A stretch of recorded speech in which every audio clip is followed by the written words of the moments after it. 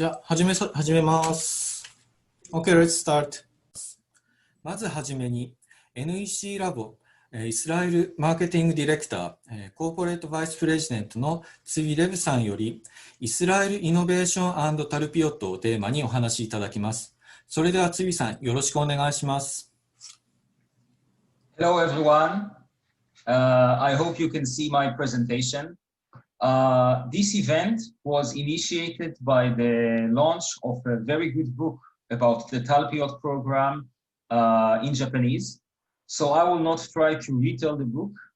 I am an old Talpiot graduate. I graduated over 30 years ago. Later in the session today, you will hear much younger Talpiot graduates than me with their exciting startups. And I will just say that since the program was so successful, I think today it's much harder to get accepted. I was lucky to be young at the time, so they managed to agree to accept me. Probably today I would not be able to get accepted. So you listen to these young people, they are probably much more talented than I ever was. I will try to show a different angle on Talpiot. I think the program is a great success, but not because it reached its goals. This short talk will be about how not to reach your goals and still do great things. The symbol below is the military symbol of the Talpiot program because it is a military program. So just a little for background. The concept that intelligence and cunning and trickery are critical for victory and survival is actually very old and established in the Jewish tradition. For those of you who remember the Bible, David, who became king later, was just a small boy, yet he managed to overcome Goliath, who was very big and strong, due to his cunning and control of how to throw stones precisely. Samson sent the foxes with fire in their tail to damage the fields of the Philistines. Even today, if you look at the sign on the right-hand side of the slide, the Mossad, Israel's CIA motto is, if I were to translate to English, for lack of cunning, a nation will fall. So the idea that for actual physical survival, for defense, you need to apply intelligence and design and plans and cunning is very ancient for the Jewish tradition. Israel's founding father, David Ben-Gurion, who was our first prime minister, said, and that's just my translation, it's not a perfect one, but he said that when founding Israel, we need our youth's finest, the people of moral standing and the finest intellectual abilities to devote all of their time, talent, and lives to the security of the Jewish state. And so it was. Israel would not have come to be if the best did not invest their time and sometimes their lives. In 1979, almost 50 years later, Israel was still embattled and carrying the scars of the 1973 Yom Kippur War, where Israel won decisively but had many casualties. A decision was made in that year that the Israeli Defense Forces need to strengthen their investment in advanced technology. The Talpiot program was started as a special program to train the technological elite of the future that shall become, that was the hope, the commanders and leaders of the future IDF, Israeli Defense Force. And I think you can say safely, 41 years later, that this goal was not achieved. The vast majority of Talpiot graduates did not go on to stay in the army and develop long-term military careers. The Israeli chief of staff and generals are not Talpions, which is the name for Talpiot graduates. So the original plan and original request of staying in the army and becoming the next generation of army leaders actually was not achieved. So was and is the program a good thing and a success? Yes, I claim yes, emphatically yes. Because often achieving your original goal is not the thing that you managed to do, but it leads you to greater things. We all know that America, the continent, was discovered while Columbus was actually trying to reach India.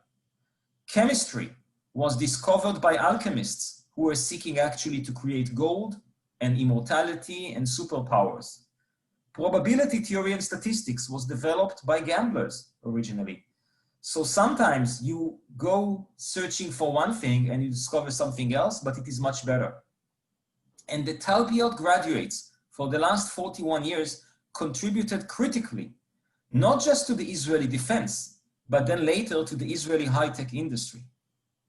When I was still a soldier in Talpiot and an officer, Israeli high-tech was mostly defense. We did not have checkpoint, we did not have internet.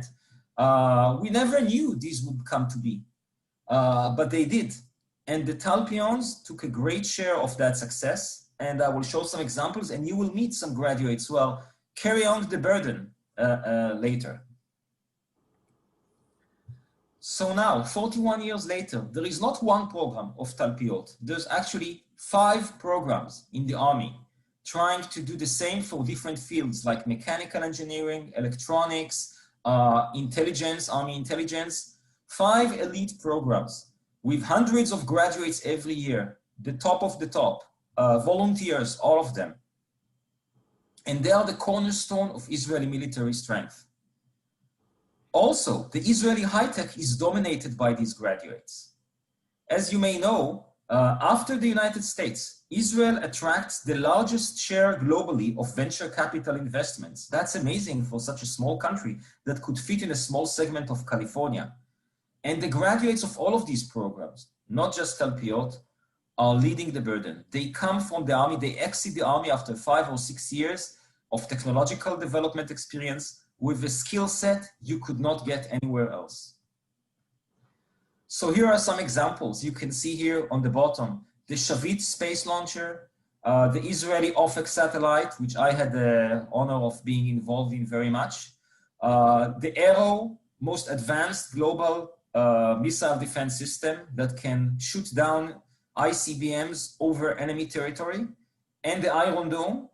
And then you can see also the new laser system that Israel introduced. On the top right, on the top row, you can see the real-time visual intelligence system that Israel has. Also many Talpions. The commander of this unit, 9900, is a Talpion now. As you may have heard about Stuxnet and cyber, and later you will hear 2 graduates, I think, of our cyber program of like people who were in Talpiot and then did some cyber work. They cannot discuss it, of course, but I think you all heard about Stuxnet, so I don't need to say more about the importance of this kind of contribution. All by very young people, still, young officers.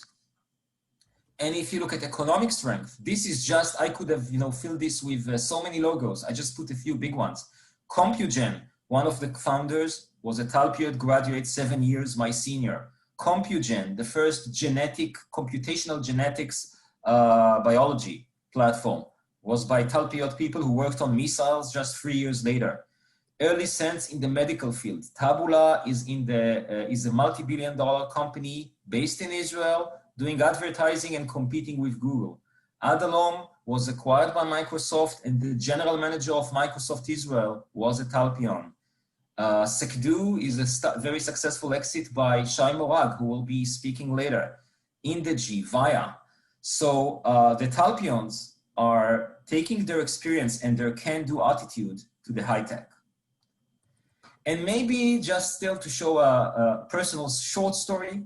When I was 7 years old, 1976, we have in Israel the tradition of April Fool's Day, just like in the Western world, and I assume in Japan as well, where the news media tell about all kinds of ludicrous stories on April 1, right? So in the Israeli radio, national radio on that day, they said that Israel sent a spacecraft with an astronaut to the moon, and they're just coming back and landing near Tiberias in the Sea of Galilee. And my mother said, I told my mother, I remember it very well. I was so excited and said, look, it's happening. And my mother said, you're young, it's not happening. And she was right, of course.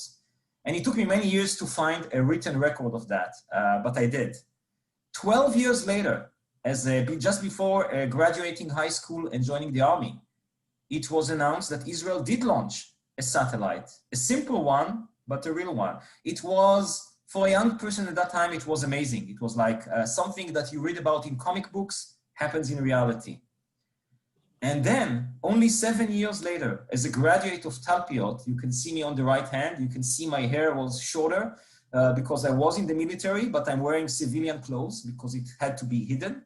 And I was mission manager for OFEC free satellite, which was a great success. I managed the mission for 48 consecutive hours. That's why I'm wearing these clothes. I was sleeping just a few minutes before that. And my wife used to joke, everyone is smiling and you look serious. Why? And I told her, because I'm the only one who knew what's going on at the time. Now you can imagine if you're 25-year-old and you oversee the launch of Israel's first imaging satellite and you get to meet the late Prime Minister Rabin and show him the whole Middle East as if it was in the palm of his hand. If you do that when you're 25 or 26, you believe you can do anything. You may be wrong, but that's what you believe. And that's what signifies Talpiot people. And I think that's the real thing.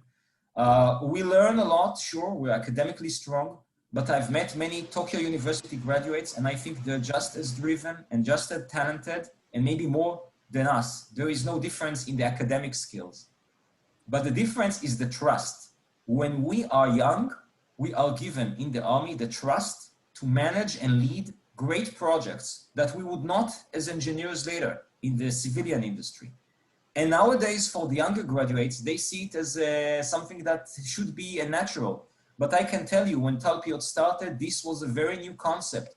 The idea that a kid, a 20-something, can lead a large technology project and succeed in it was very new. And that trust of the system in the Talpiot graduates and the trust that is created between the Talpions themselves when they go on to commercial endeavors and scientific endeavors, that is the key, in my opinion, the key unique thing about Talpiot and the value of Talpiot. So I will end now. This is a picture. My oldest son is now in the army in a program, in one of these 5 programs. I cannot say which, as an officer. This is my second son helping me do some robot trials for NEC. We needed someone to carry the robot around. We were trying it in the sand because, as you know, the Middle East, the UAE, which we have peace with now, has a lot of sand. So the future is already here. That's a famous saying by William Gibson. And the Talpions help bring it. And to 40 more years of Talpiot. Thank you very much. ルビさん、ありがとうございました。それでは次に、